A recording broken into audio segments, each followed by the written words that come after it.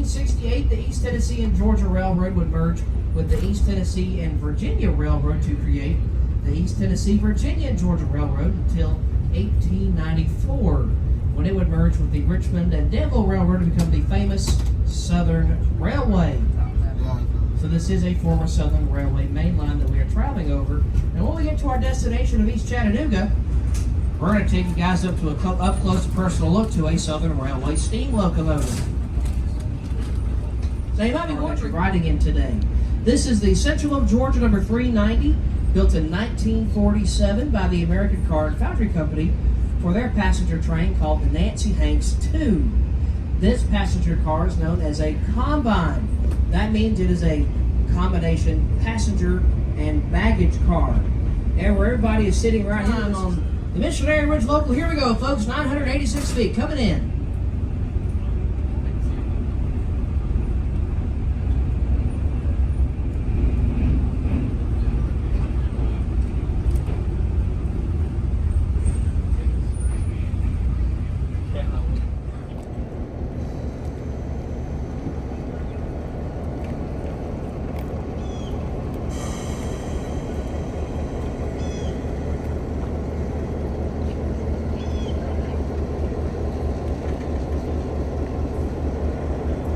Alrighty, folks, welcome to East Chattanooga. If y'all would, we'll have a little private tour if y'all want to come back over this way. Okay, private section. Hello, Travis. Now, how this turntable works is this turntable sits on a giant 6-foot diameter ball bearing. The locomotive is going to balance over that bearing. When you watch the far end over there, it'll drop down about 2 to 3 inches. In doing so, that means it'll be ready to start spinning this locomotive. So folks, welcome to the circus. We are going to perform a balancing act. Just like that, we are ready to start spinning this thing. Locomotive 1829 that pulled your train today was built in 1951 by the Electromotive Division of General Motors as a high hood GP7 for the U.S. Army.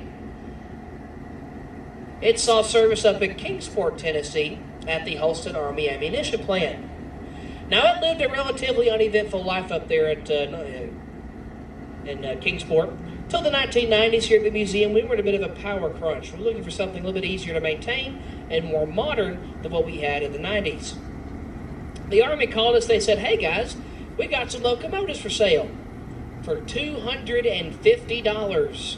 We purchased locomotive 1829 as government surplus. Matter of fact, the deal was so good we bought 3 of them for $750 total, and that did not include shipping and handling.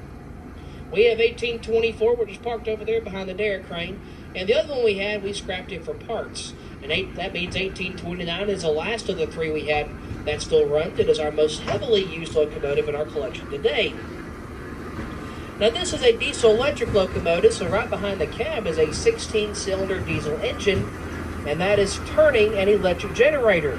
And it produces about 600 volts of electricity, and that is sent down to the wheels on the trucks.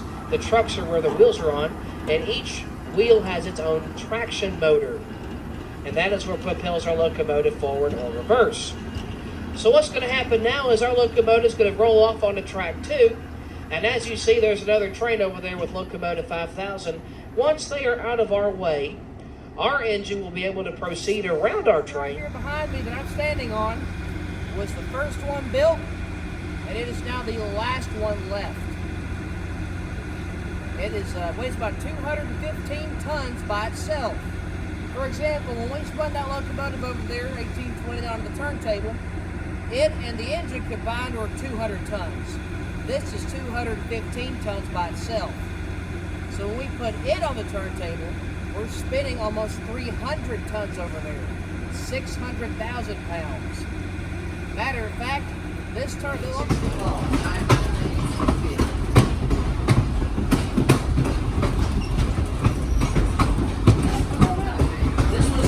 is the part that makes this car a combine. This is the baggage area, former baggage area, I should say.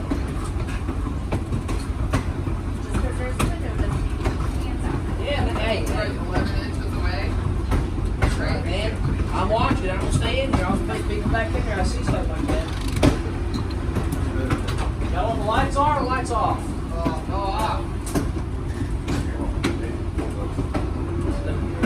God saves all.